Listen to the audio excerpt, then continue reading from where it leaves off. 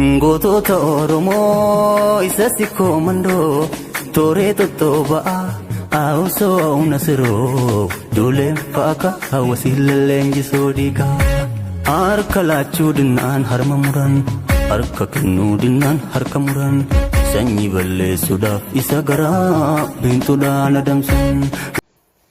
Dhibba galchaa dhimmi keenya kallattumaan seennechaadha gara kan live seenuu nu barbaachisee fi waa'ee deeggarsa jalqabneeti.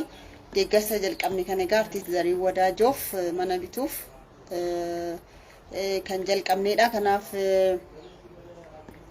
meeqarra geenye jirra, maaltu nu mudate, gara fuulduraa akkamitti adeemna kan jedhu sana isiniin mari'achuun barbaachisaa waan ta'eef isinirraa maallaqni miiliyoona 2.6 hanga guyyaa kaleessaatti walitti qabameeti jira. Guddaa singalateeffannaa sabboontota ilmaan Oromoo addunyaa guutuurra jirtan warreen doolaara nuu kennitan, warreen qarshii 100 nuu gumaachitan, warreen 50 nuu kennitan hunda keessan guddaa singalateeffannaa baay'ee sin jaalannaa. Kaayyoon Oromoo akka galma ga'uuf waan xiqqoo irraa jalqabnee waliigallee hojjechuu keenya mul'isuu irratti waan guddaa waan ta'eef guddaa singalateeffannaa. Ulfaadhaa jiraadhaa horaa bulaa siniin jenna jalqaba irratti. Itti aansinee akka karoora keenyaatti egaa guyyaa boruu waa'een deeggarsa artiist Zarii Wadaajootiin wal qabatee jiru mana bituutiif miiliyoonni meeqa jenne miiliyoona 100 Oromoo miiliyoona 1 irraa jennee Oromoo miiliyoona 60tu jira kana booda 60 jedhan. Kanaaf an jennee hanga ammaatti miiliyoona 1 arganne Oromoo miiliyoona 1 arganne warri nuu kenne garuu guddaa galatoomaa jennaani. Sanummoo gaheen nama tokko qarshii 100 otoo ta'ee jiru namni tokko 50,000 kan kennee jira jechaadha. Kanaaf akka yaannetti galma gahaan jiru. Kanaaf waan xiqqoo kanarratti yoo waliin dhageenye kamirratti wal dhageenye waan biraatiif adeemna ana gaaffii kiyya isa guddaadha. So hangana jalqabbii foon jedhe meeqarra akka jiru haadha warraa Zarii Wadaajoos bilbilaan galchine waan irra gahee achumaan gaafannaa haala nagaa haala fayyaa isaas argina. Miidiyaawwan garaagaraa dhugaadha dhaqanii gaaffiif deebii gochaafii jiru gaariidha. Hawaasa biraan gahuun hawaasa sooshaal miidiyaan fayyadamne biraan gahuun keessanii guddaa siin galateeffannaa. Kanaaf mee haala adeemsa isaa dimaan nuuf haa kaasuuti maaltu nu rakkisee maal galmaan geenye muuxannoo kanaan durarraa maal fooyyessine kan jedhu sanas achumaan nu kaastechaadha. Galatoomaa. Egaa kan Zariin erga jalqabe bubbuleera. Nu hodhuma waliin jechuun hin danda'ama xiqquma barfannee jalqabne. Haa ta'u garuu yeroo sanitti baay'ee ol kaasnee hin dubbanne amma garuu egaa erga wareegama nu booda waan kana sirnaan qabne torbee 2 jenne boru torbee 2 ta'a. Hirmaannaan jiru gaariidha. Maaliif miidiyaan fayyadamne miidiyaa muraasa. Miidiyaa hawaasaa isa keessaayyuu immoo miidiyaa Feesbuukiidha. Feesbuukii irra immoo baay'een nama ka dargaggeessa nama hojii barbaadu namoonni guguddaan yookiin namoonni waa qaban gumaachuullee danda'ani sila miidiyaa hawaasaa keessaayyuu teelegiraamaan ta'ayyuu humna xiqqaa qabnuuni karuma miidiyaa hawaasaa qofa deemne miidiyaa idileetanis deeggarsi taasifameera. Fakkeenyaaf Oromiyaa 11 dhimma kana hojii godhate irra deddeebiidhaan hojjeteera na yaadadha. Taaddala Saffeere anaa fi Eleemullee affeere si saffeeraniiru. Kanaaf kaleessamuu maatii Zarii uummataa isaa fi haadha warraa OMNs egaa hirmaannaan jiru gaariis ta'u maaliif akka ta'e hin beeku baay'ee deemuu hin dandeenye. Har'a hoo baay'ate 2.7 yookiin 2.8 taana. Haadha warraa Zariintu bilbilee siruma asumaan tole. Hello Olantu. gabaasa ergitanii live irra jirra.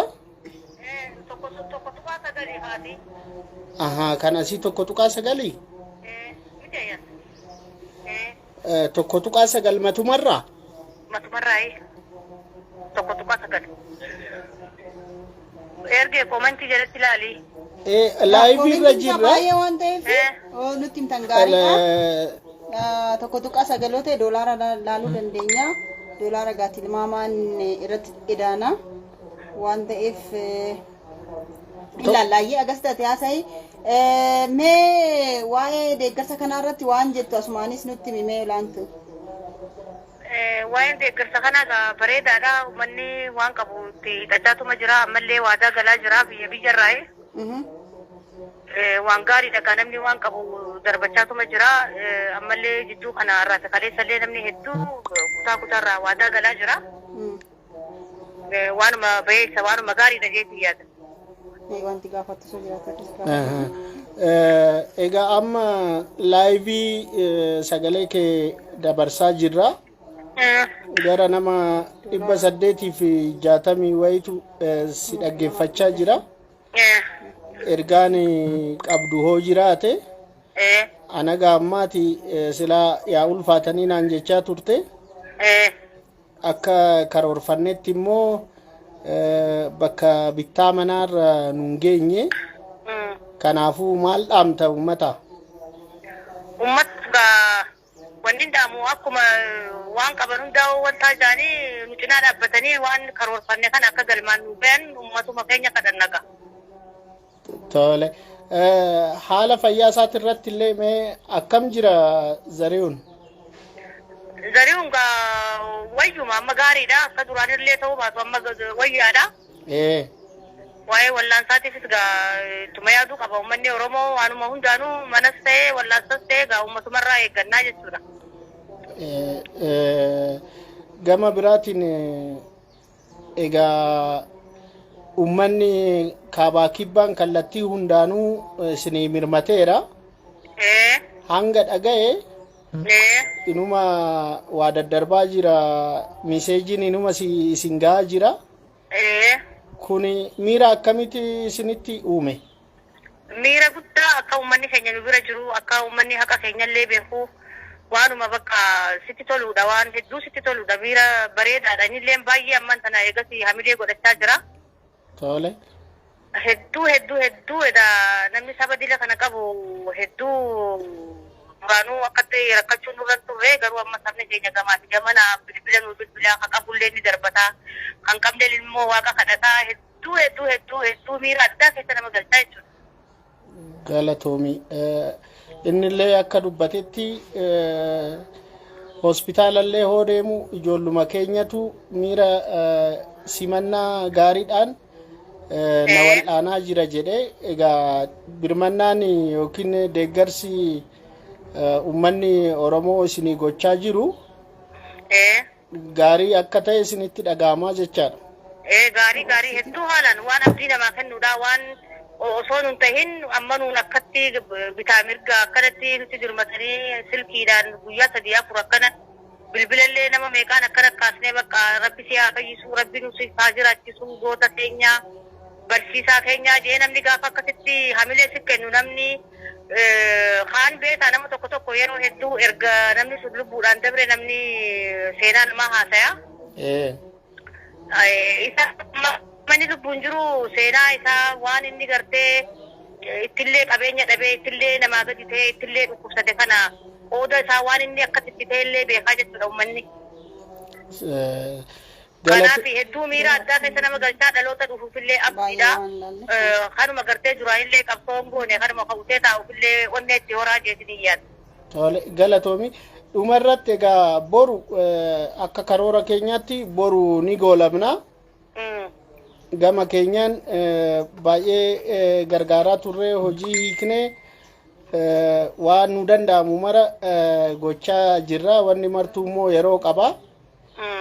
Egaa boru hoo goolabne ittaanee akkaawuntiin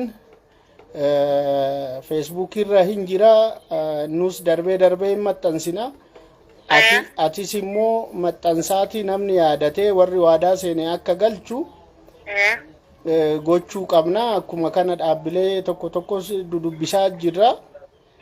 Rabbiin waa milkeessinu jenna. Isinis jabaadhaa ka. Ayyee gaa ijoollee yaada dabalanne jettullee hin jirti. Hodhume haas.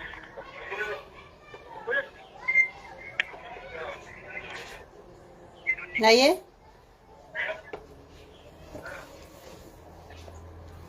Hello. Hello. Oh. Nagaa jirra mee yaadatti nu dabali? Eenyu ajeen wal qabatu maqaa isaan barbaannis. Maatii keessa. Egaa akkuma beekamu isaanii maatiidhuma keessaa guyyaa kaleessaa guyyaa miidiyaaleen adda addaa isaaniif artist Zaruuniifis ta'ee olaantuudhaaf gaaffiif deebii dhiyeessanii kaasee namni kallattii adda addaatiin bilbilaa jira. Isaan gaafachaa jira, jajjabeessaa jira. Akkasuma immoo gargaarsi illee bifa qindaa'aa ta'een ittuma fufee jira. Namni sirriitti galchaa jira. Nu dheeressaa fa'aa yeroo fa'aa nu dheeressaa waan dandeenyu cina dhaabbannaa jedhanii wal gurmeessaa fa'aa akka jiranidha. Qeerroon godina garaagaraa irraa, Hartii irraa, Baalee irraa, Harargee irraa akkasittiin bilbilanii qaamaan illee dhufnee isin gaafannaa waan qabnu isin gargaarraa, isin duubaa jirraa, jabaadhaa, isinumti nagaa nu argadhaa jedhanii waaqa kadhachaa fi egaa kallattii adda addaatiin gargaaraatuma jiru jechuudha. Yaadaanis maallaqaanis. Tole. Baay'ee gaariidha egaa. Nullee asirratti masii egaa kan nama biraallee an jalqabamee karaarra jirutu jira. Kana booda namoota akkasitti wal gurmeessanii galchan kana galata hin galchina. Akkaawuntis darbee hin maxxansina. Isinis akkasuma akka maatiitti jechaadha. Keessattuu feesbuukiin adde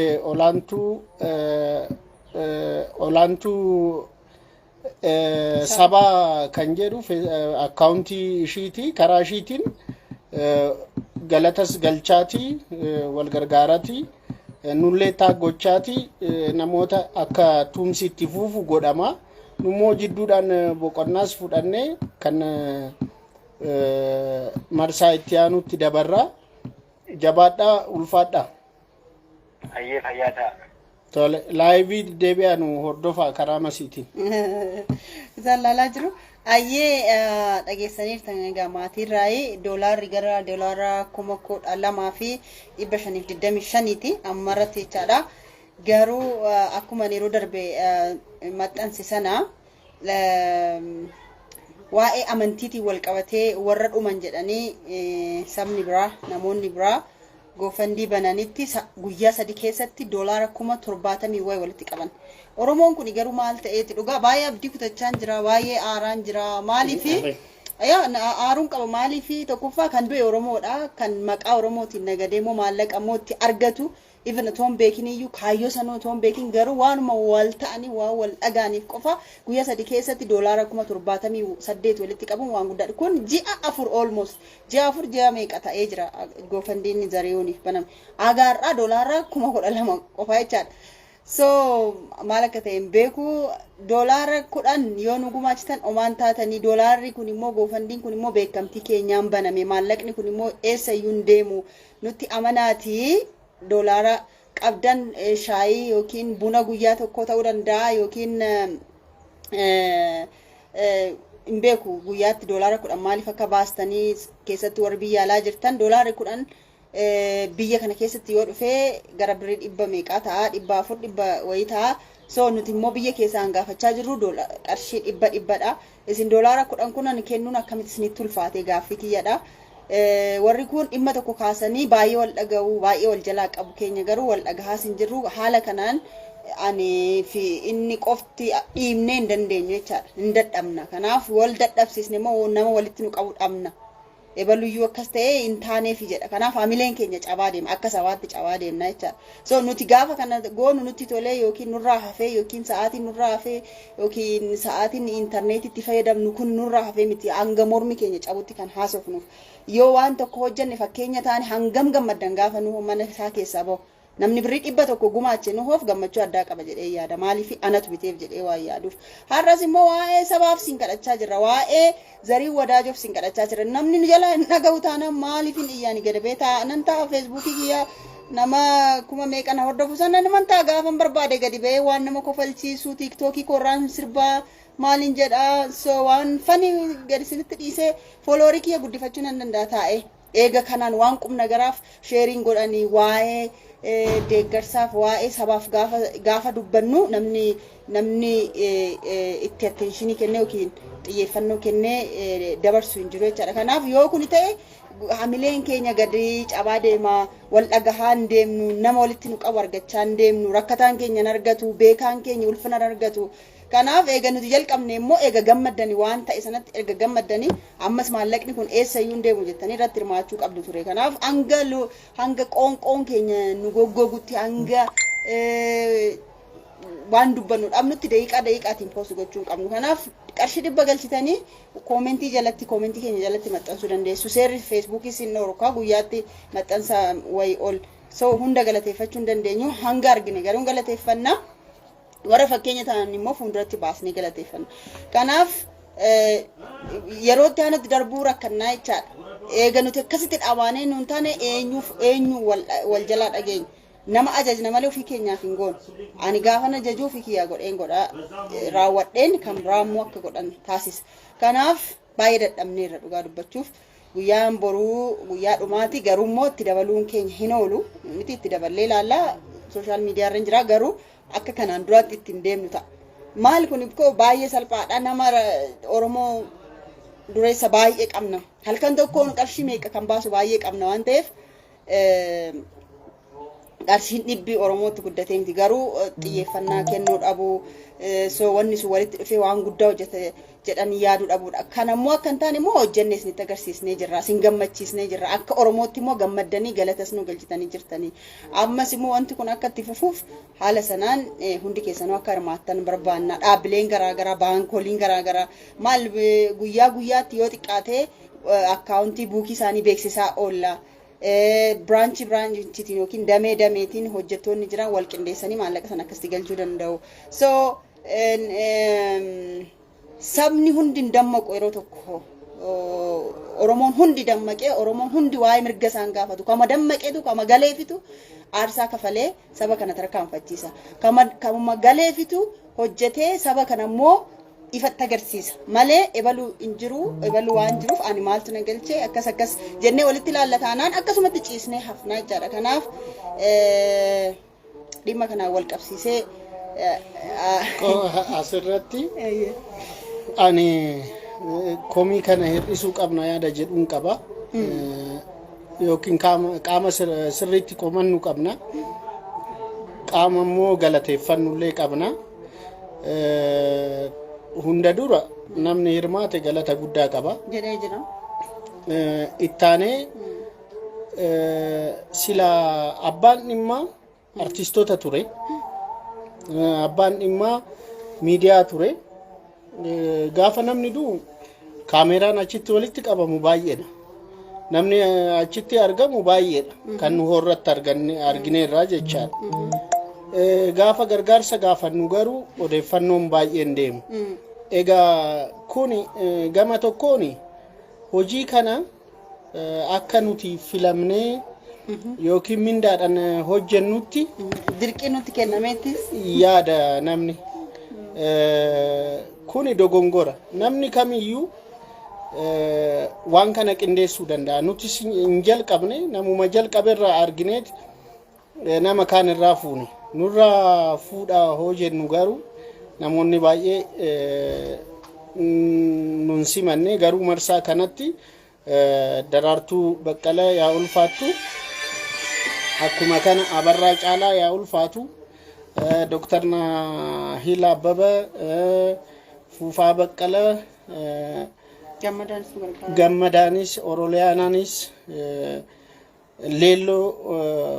Leellisee Tasfaayee qindoominaan hojjetameera. Kanaafuu jara kana galateeffachuu barbaanna.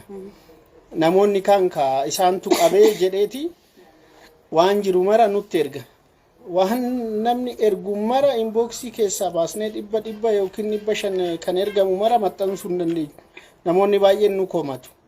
Maali keenya maxxansitanii jedhu. Hin baay'ataa jechaadha. Egaa kana sirna dhabuutu fide. Booda gara waldaa deeggarsaatti goona. Gama biraatiin immoo yeroo kanatti uummanni keenya rakkoo baay'eedhaan dararamaa jira. Beelli jira, waraanaan qaamolee miidhaman keenya baay'eetu jira. Kanaafuu gargaarsi bakkuma hunda jira waan ta'eef namni humna dhabuunis hin jira. Kan odeeffannoo kana argatu waan hundaafuu gumaachee galchuu dadhaba. Jimaan suphin nu gaalitti namalee irra qaqqabaa irra diddimaatiin hin ta'u. Namni asirra jiru kun hundi jechaadha. Qarshii 100 galcheera yoo itti gaafatte hin galchine. Dhugaadha dhibaahummaanis jirti. Akkuma kana immoo namni waa gumaachee harki hanqaxes jira. Egaa haga amma 2.7 jechuun yoo xiqqaate ani miliyoona 4 hoo geenye mana bituu fi dandeenyaa yaada jedhuun qaba. Tanas immoo abdiin godha kana booda warri dhagaan wal dhageessisee kinoo ani qooda kiyya baheera galcheera atis galchi jedhee wal kakaasee galata sanillee inboxii olaantuu sabaatti ergee karaa maatiitiin waan kana fiixaan baasuu danda'a jedhee tan abdadha.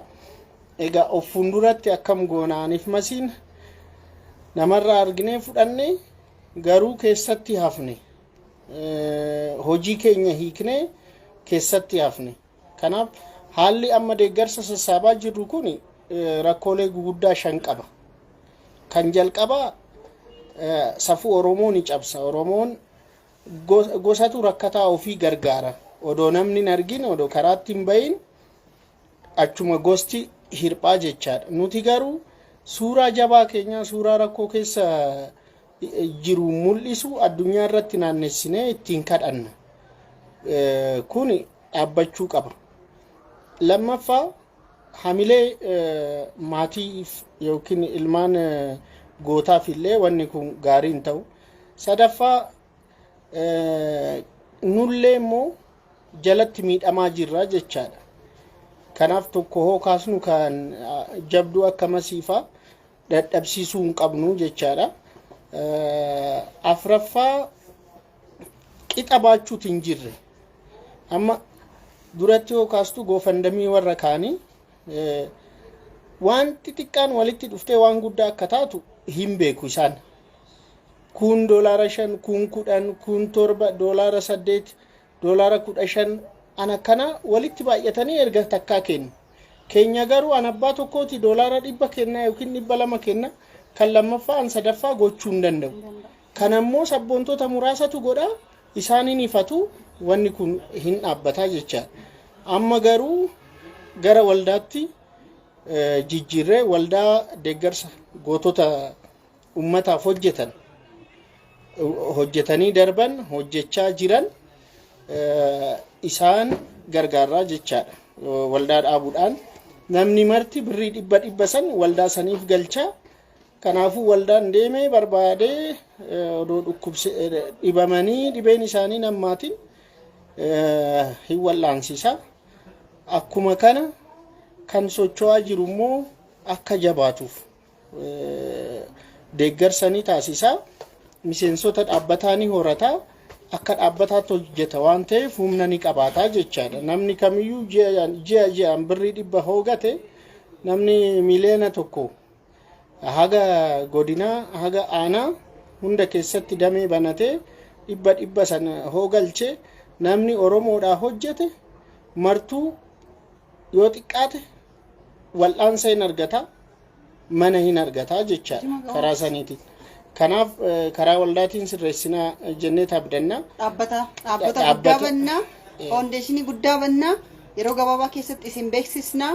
Kanaaf isinis hin cinqamtanii kana booda kadhaaf gadi hin baanu jechaadha. Waan qabnu keessaa kuusaa qabnu keessaa rakkataa keenya haala seera sirnatti goone akkasiin goona.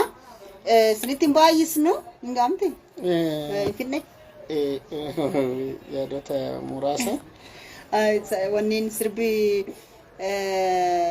YouTube kara keenyaatiin gadhiifamu. Soofumar YouTubein soofumar dubbii keenya irratti YouTubii kan koodha. Soofumar subscribe godha. Sirbi bilisummaa Raggaasaa amma gadhiifama. Sirba baay'ee ajaa'ibaati. Sa'aatii 12 irratti gadhiifama. Asumaanis akka bartaniifani ayyetti kufiati. Dabarsina leeqaa muraasa afur qaba. Tole egaa haga amma uummata keenya kan rakkisaa jiru sirna dhabuudha. Egaa sirna dhabuurraa kan ka'e rakkoolee afran duratti tarreessee nutti fideera.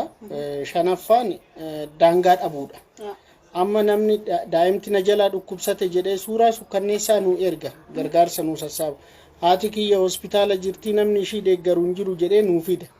Amma waldaan immoo toora xiyyeeffannoo qabaa jechaadha. Waldaan gaafa hundaa'u kan dhibee onneetiif gargaarsa taasisu jira. Daa'imman maatii dhabeeyyii hundaa'e jira.